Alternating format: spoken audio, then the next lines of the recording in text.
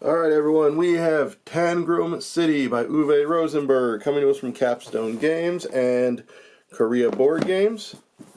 It is 8 and up, 1 to 5 players, 30 minutes. Here's the back of the box.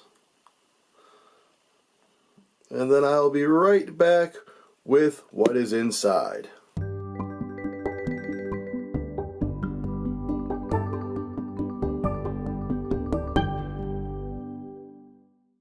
Alright, so let's get this open. We start off with a rule book.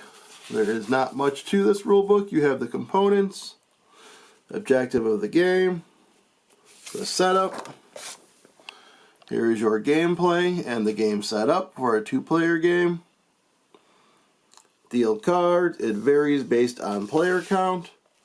And then you're going to play cards, place fountain tiles, round scoring, round end, final round.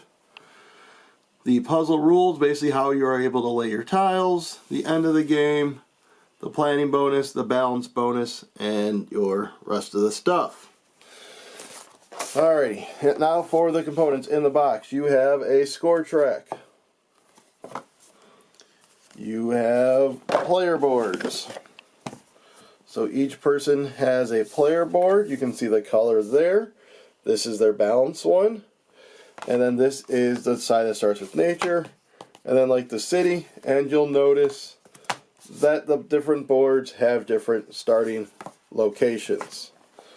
So you'll see there, come here yellow, come here yellow, there we go, and then your grayish black one. So the player boards, here we have cards and other pieces. And then each person's going to have an identical set of tiles, which let me get this laid out. Let me get this laid out. Be right back. Alright, so here are all the player pieces. These are all double-sided for you to choose which side you're going to want when you place it. Each person will also get these 6 fountain tokens right here. All of these pieces are depicted on these cards. They show both sides. I will show you how to play this if you stick around after this component showing. Over here you have your score markers and your balance markers for each person, and then your start player token. So let me get the game set up and I'll show you how it plays. Alright, I have this set up for a 2-player game.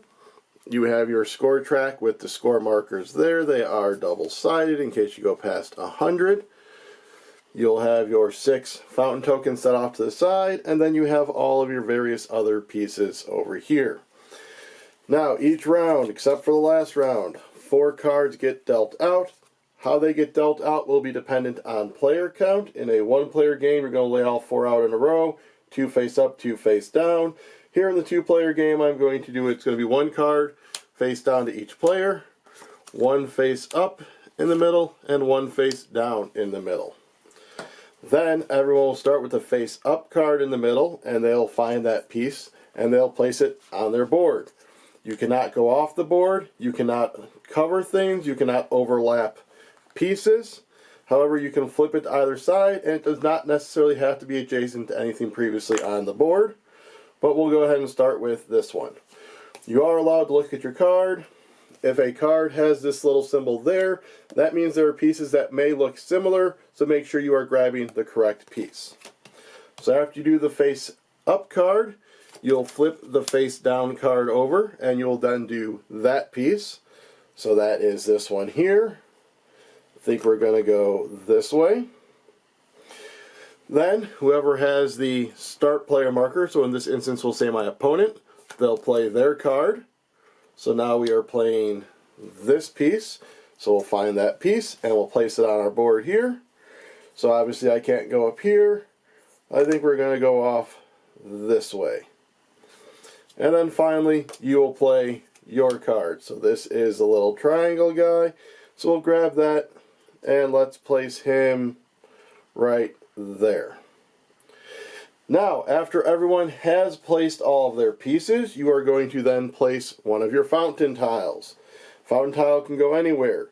If you place it, you can place it there, you can place it here, I think we are going to go and we are going to place our fountain tile right up here. Next thing you're going to do is you're going to do your round scoring. You're going to look for your largest complete rectangle. So in this instance, it's 1, 2, 3, 4, 5, 6, 7, 8. So that will score us 8 points right there. These are not included because they are not fully finished, as they are both missing half. Then we are going to go into the round end, which is we are going to be figuring out our balance. You're going to count full green squares and full urban black squares, and then move your tokens to the respective number. A fountain with something counts as a full square. So we have 1, 2, 3, 4, 5. So this marker moves to 5. And then 1, 2, 3, 4. We don't get anything for there. So that's 4. If a piece was like this, half and half, that doesn't count for either. You then are going to collect up all the cards. Start player marker moves, and then you deal it out again. In the final round, you are only going to have 3 cards, and they're going to be being placed face up in the center of the play area. After those 3 pieces are placed, you'll place your final fountain, you'll score for your final rectangle, and then you'll move into the end of game scoring. At the end of the game, you're going to score bonus points based on 2 factors. If you completely fill your 7x7 grid, you get 15 points. And then depending on where your pieces are at the end, how many spaces are between them, will dictate how many points you get for there. So as of right now, they're 1 to 2 apart, so I'd be getting 10 points. However, if this was right here, I have 1, 2 between them, still there. We have 1, 2, 3. So we'd be getting the 5 points. Alright, so that is how you play Tangram City. Hope you enjoyed. Now go out there and get a shape.